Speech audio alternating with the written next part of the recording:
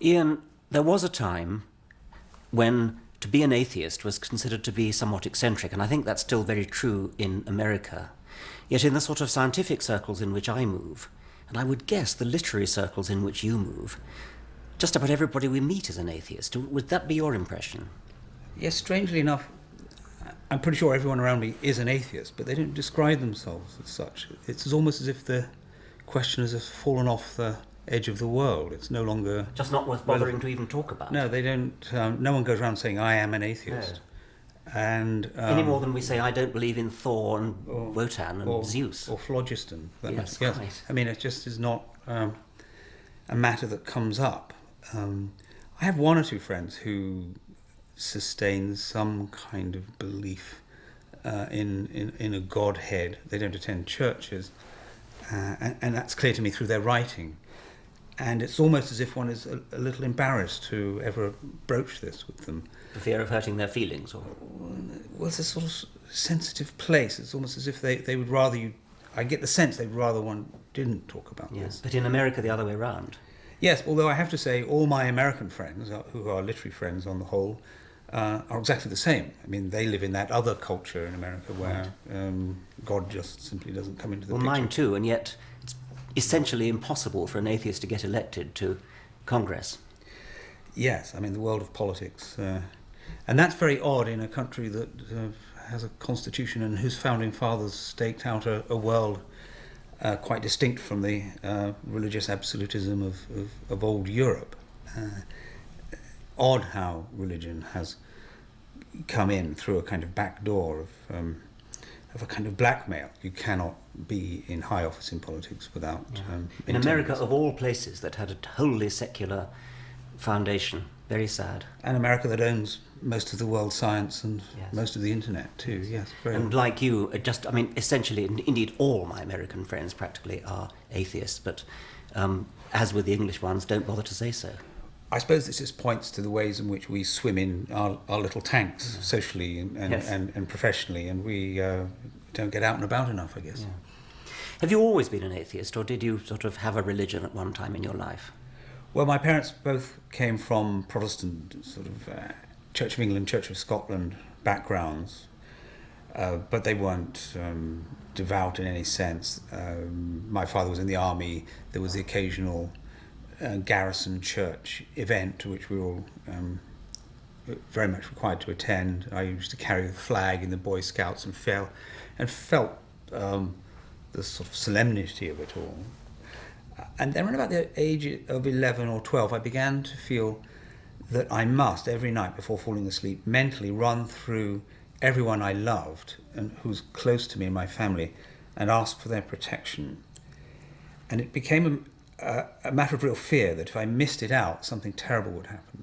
And it was like a self-made religion. It was rather like stepping on the cracks. Exactly. Yes. That feeling that if you went under that ladder or stepped on that crack, something terrible would happen, and this is the point, it would be all your fault. Yes. And I kept at that for a couple of years, and it was my way of falling asleep.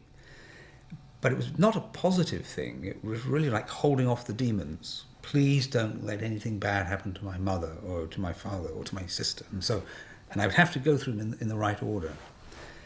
Yeah. And then, I don't know, in my early 20s, some moments on tops of mountains with mescaline, thinking the whole thing seems to be speaking to me, and perhaps there's a purpose and a design to it, and I really ought to open my mind up to it.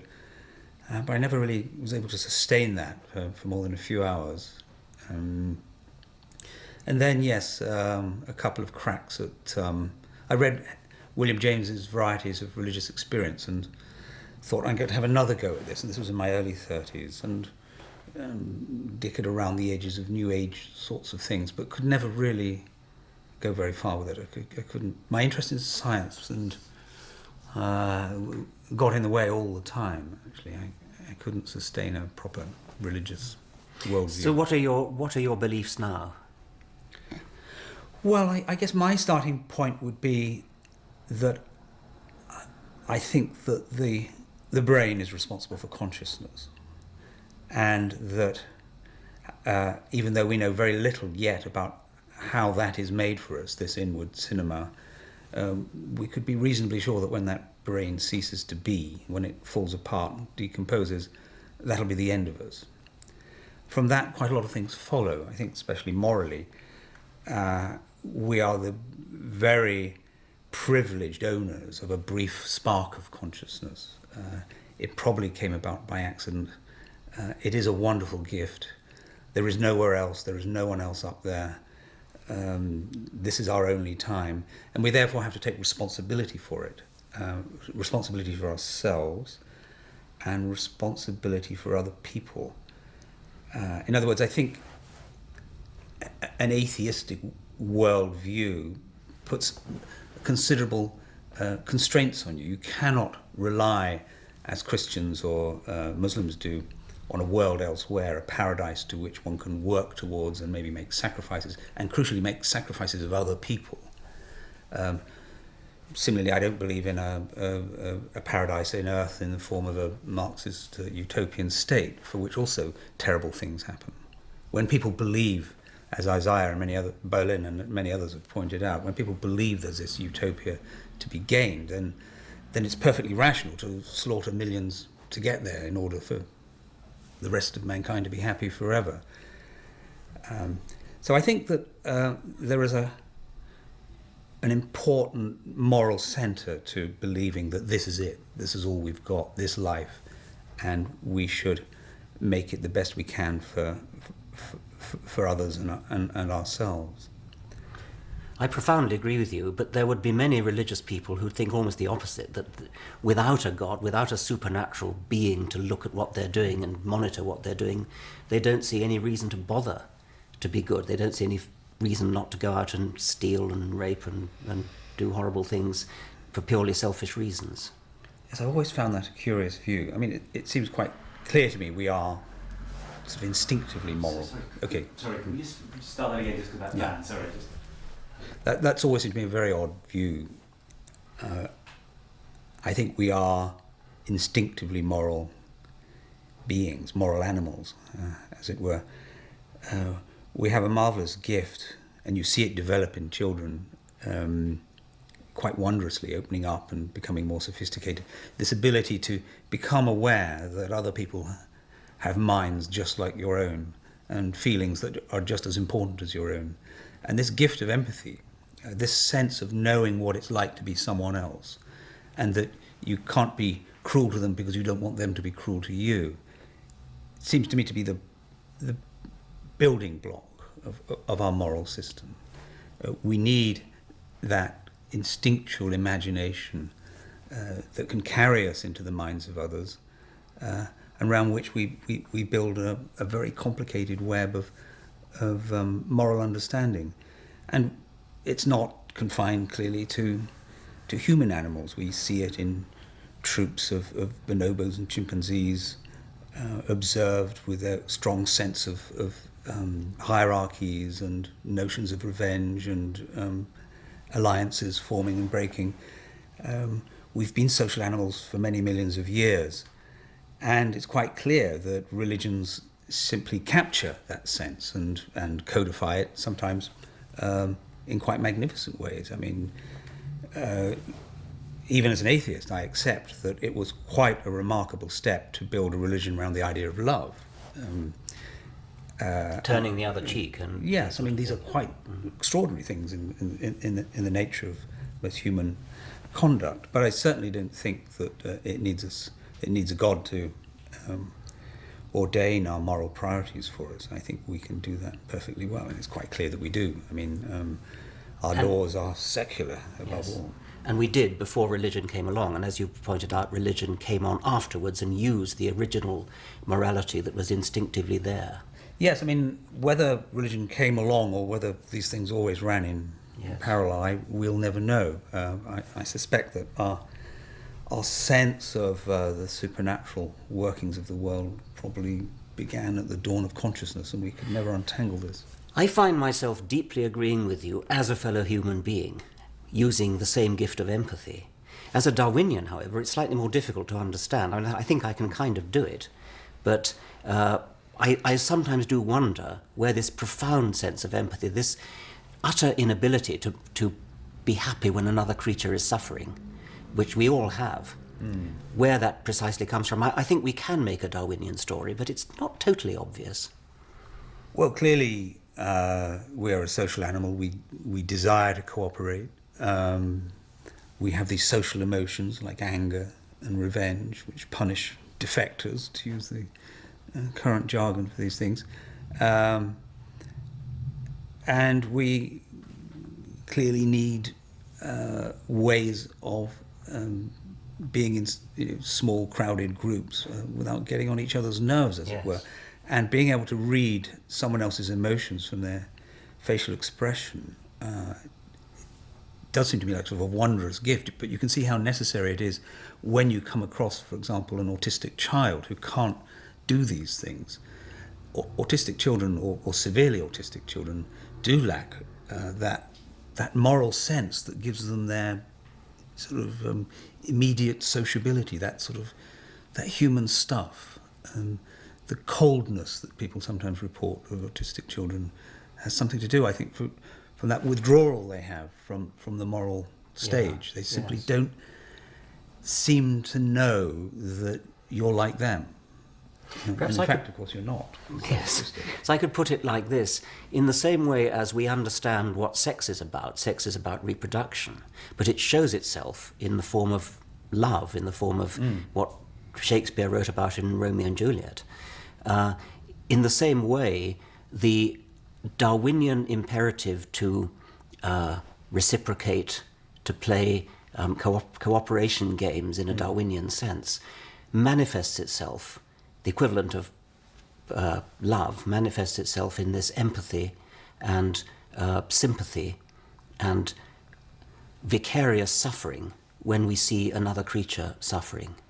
Yes, I mean, it's true that when you have one of the Darwinian explanations of why, for example, love exists, and we talk about the extraordinary long-term vulnerability of an human infant and how love is important in the nurturing and love between the parents of this child, very important for its survival.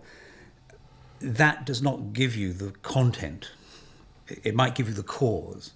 And often people sweep aside these Darwinian explanations because they think you're saying that's all love is.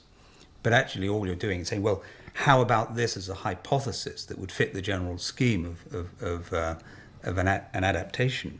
But you're not actually saying, what is it like to be in the inward cinema of a man or a woman who's falling in love?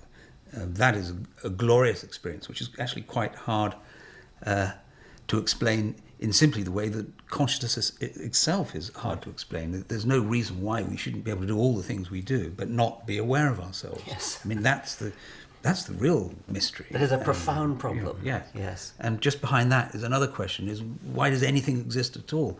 But that brings me to another point about being an atheist. And I must say I do hate this term. It seems so negative, but maybe we can talk about that too. That these mysteries are not beyond some kind of unwrapping. I mean, and one of the problems I began to have in my mid-20s with religion was that if you have a sacred text that tells you how the world began or what the relationship is between this sky god and you, it does curtail your curiosity, your sense of wanting to unwrap these mysteries. You simply say, well, it's a mystery, or the mind of God, no one can read it, or God moves in mysterious ways. It cuts off a source of wonder. And again, I would want to claim for atheists a much greater and livelier sense of interest and connection with the world, a sense of its wonders, but its wonders that are amenable to our curiosity and that they can be enwrapped by them and can be with delight take one step on the basis of someone else's work to unfold just one more aspect of how curious and complex and lovely the world is. The loveliness of the world in its wondrousness is not apparent to me in Islam or Christianity and all the other major religions. It seems to me as if it's like mentally you tie a hand behind your back, you close off the free inquiring spirit. I've always felt that one of the things that's wrong with religion is precisely that it closes off curiosity. It teaches us to be satisfied with answers which are not really answers at all. And I'm very glad you think the same. But a moment ago you said that you hated the word atheist, and because it sounded so negative. I agree with you, and I'm wondering what we can do about this. How can we put a more positive spin on atheism? Well, I think we have to stop calling it atheism. I know you are associated with a project to start calling atheists bright, or were you?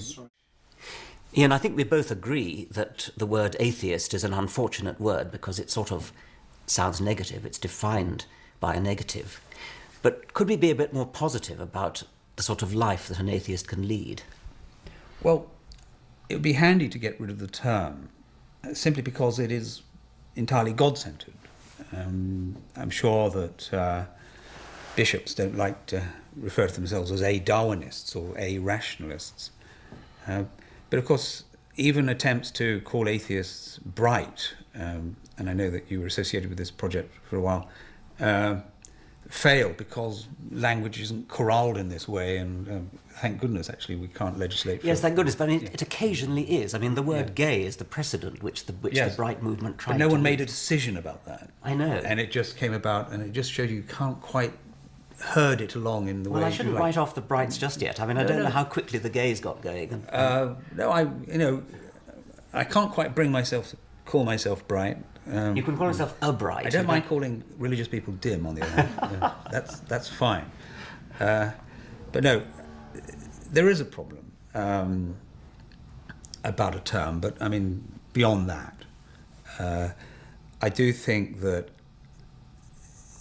one great mistake, and maybe this is the legacy of the Romantic era, is that we think that all the great feelings of transcendence that you might get in the face of a marvellous piece of art, or the awe you feel in front of a landscape, or the wonderful oceanic sense you have when you feel love for someone, we have this idea that somehow these are incompatible with being rational. Yes. And this is a great problem. There is nothing paradoxical about a rational man or woman falling in love or swooning in front of a Michelangelo. These are the great and wonderful emotions of being an adult human being. Somehow, this terrible word spiritual comes up when one's talking to people about one's beliefs, and people say, well, if you're an atheist, you can't have any spirituality. Well, I don't quite know any longer what people mean by it, but if they do mean the great oceanic feelings, the transcendence, the awe, and I would say, well, I feel that when I go to hear Andreas Schiff playing the Bach Goldberg variations, and I feel it when I'm striding along a high mountain edge in the Rockies. I don't call it spiritual, but I mean, for the sake of just settling a small disagreement, I'm prepared to go along with it.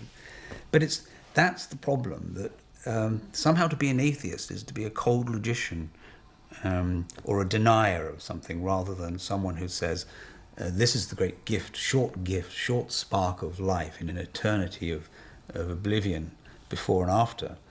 And we must celebrate it and try and improve it for everyone else around us and take our responsibilities for it. Of course, I absolutely agree. There's an odd moment, not an odd moment, a typical moment at the end of an Aldous Huxley novel, I think it's Point Counterpoint, where one of the characters plays a late Beethoven quartet on the gramophone as a proof of the existence of God, and he almost persuades his audience, and it's utterly irrelevant, of course. I mean, Beethoven is marvellous if there's a God, and Beethoven is marvellous if there isn't a God, and it doesn't make any difference one way or the other. What he proves is the existence of Beethoven. Exactly, yes. That's about it. And very wonderful that is. Yes. And as you say, we must make the most of Beethoven and everything else during the short time we have got to do so. They were very lucky when, some chance combinations of genes and a childhood experience or whatever it is throws up, a Mozart or a Beethoven or a Shakespeare, and we must, as you say, celebrate them. We don't need a God to help us do that, but there is this problem when you confront someone of deep faith. We do not, for some reason or other, we do not accept that religions are simply making statements about the world which may be either true or false, and that when people talk about physics or history or politics, we feel we can pitch in with our understanding. And as I think Sam Harris says in his rather feisty book, if you wrote a book on history or physics or mathematics and someone came up with a review of it that said, it's rather wrong about this point, you said, yes, but that's my history. Yes. I mean, these are my physics. Yes. You mustn't criticize it because you wound me. Yes. Well, likewise, I mean, religion surely has to take its place in the world of ideas. And if someone says, well, praying, for example, this mental exercise of asking for special favors and trying to determine future outcomes by obeisances towards the sky god, the praying works. Well, if it's proved to be so, then we must change our science. We must absorb it into everything we know. There's very little that suggests to me that it does, and that children with cancer sometimes die for all the prayers of their parents, and some children live, and some good people die, and other bad people thrive, and it's completely random. And if it did work, if it wasn't completely random, that would be a matter of objective fact, which would be very interesting. You can investigate it. Then you'd have to get investigated. Yes, and that would be, of course, could be done. Yeah, that would be a lifetime's professorship there. But you're right, that isn't done because it's somehow thought to be impolite or ungracious, somehow going against social convention to even raise the question. It's sort of rude to somebody to question their religion in a way that you would never hesitate to question their politics or their taste in football teams or anything like that. I was at dinner sitting quite close to the Archbishop of Canterbury a few months ago, and I was aware that here was a man with very specific beliefs. I'm really sorry. I was sitting at dinner with the Archbishop of Canterbury a few months ago, and it did cross my mind that we could have a conversation about what he believed and what I believed. But I was completely awed by him, to be quite honest. I mean, he's a man of exceptional intelligence, and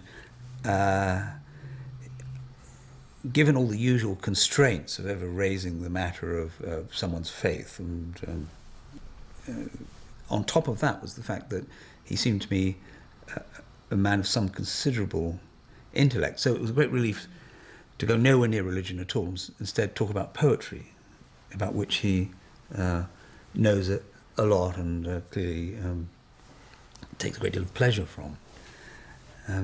But it's true that we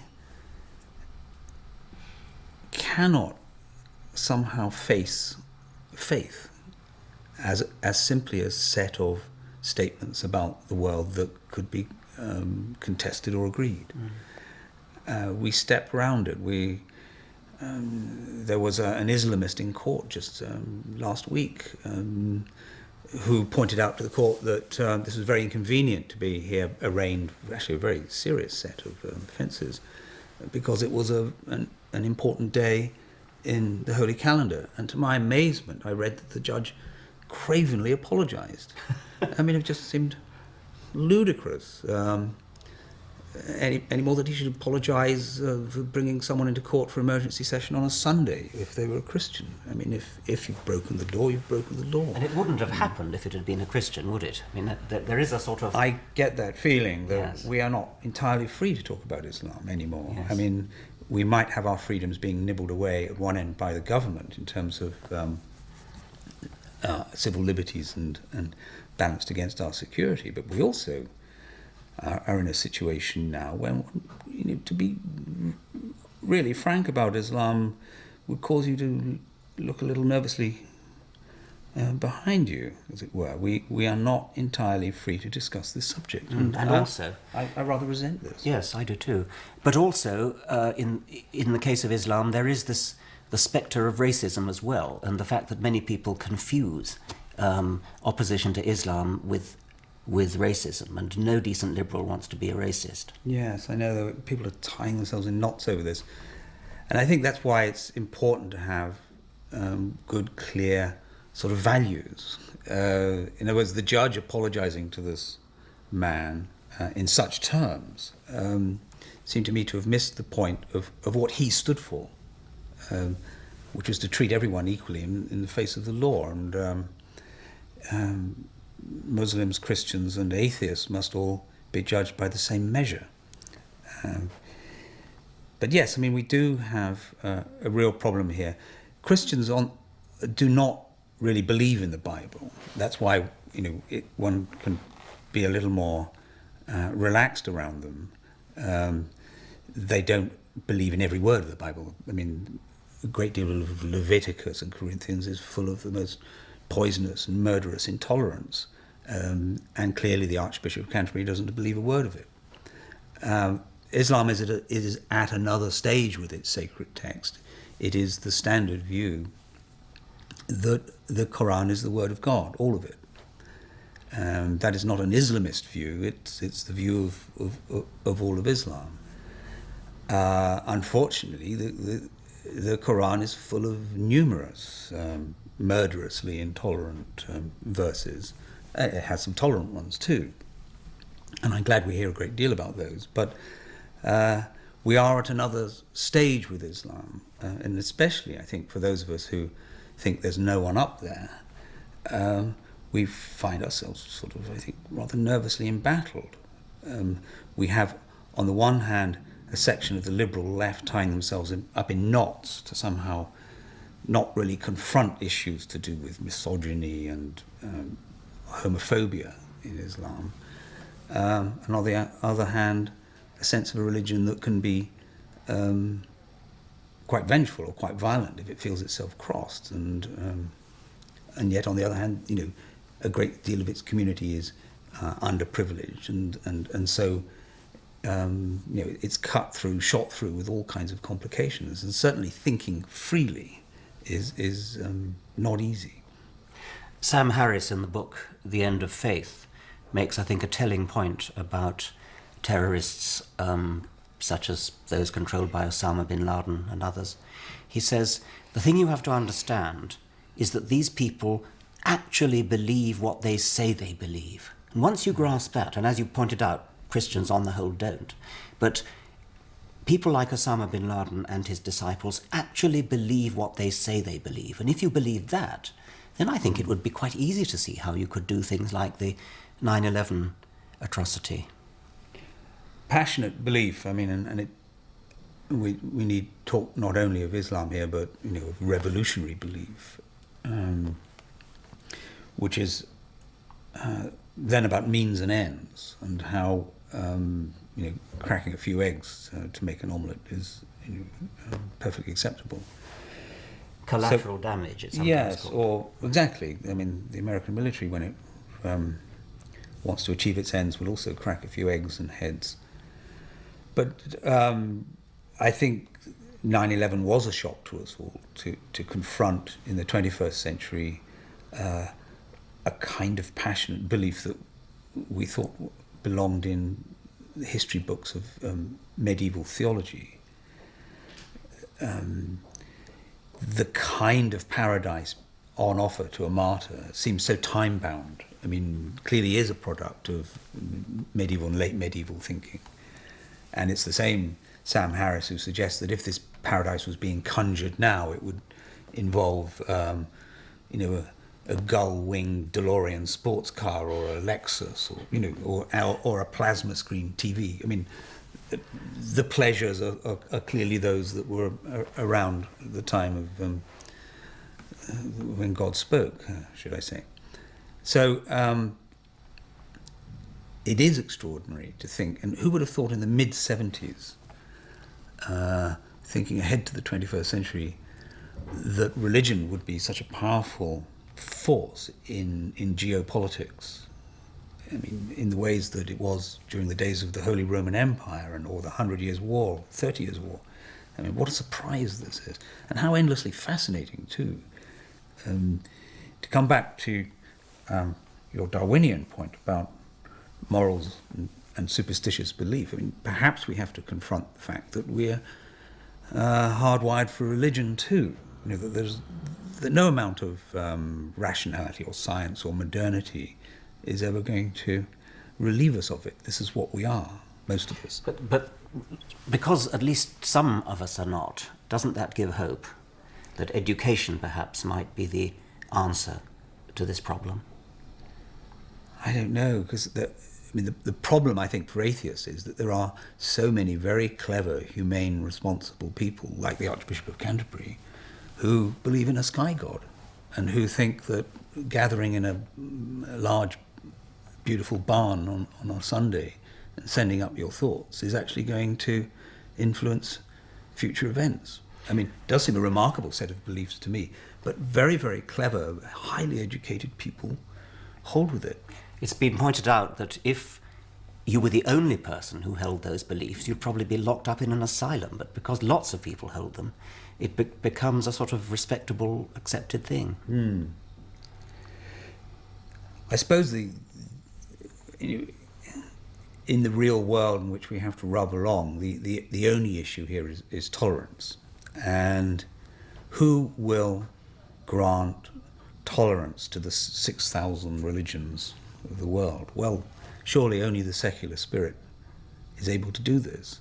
You cannot put religious tolerance in the hands of one religion. You have to put it in the hands, I think, of the secular authority, which either believes all of them or none of them, but says that they all must thrive alongside each other. They have mutually exclusive worldviews, just as a secular atheistic humanism is entirely at odds with the worldview of a Christian. But somehow we know that it's only the secular state, only a sort of supervening uncaring about religion that will allow us all the freedoms to be as rational or as crazy as we want to be. Which was, of course, the ideal under which the American Republic was set up. Jefferson and Washington and their colleagues were deists or atheists, but what they were passionate about was that America, having been founded by immigrants fleeing religious persecution, should never have to undergo that again. And the only way they could achieve that was by setting up a secular state with no state religion. And they must be spinning in their graves at what is happening in America today, which is rapidly degenerating into a theocracy. One of the most extraordinary reversals in history, isn't it? You have this extraordinary social experiment, America, an immigrant state founded in reaction to the religious absolutisms of old Europe. And then fast forward a couple of hundred years, you have, at least in Western Europe, and more or less entirely secular set of governments and political conversations conducted without any reference to God, while the United States is a place where you cannot hold high office without invoking these deities. Sorry, did I say deities? This deity. But it would be no different if Bush were to summon up Jupiter and Pallas Athene. I mean, whatever happened to those gods anyway? Where are the people to believe in them now? And how quaint they seem, and yet how seriously they were held to exist. Depressing note on which to end. Ian McEwan, thank you very much. Thank you, Richard.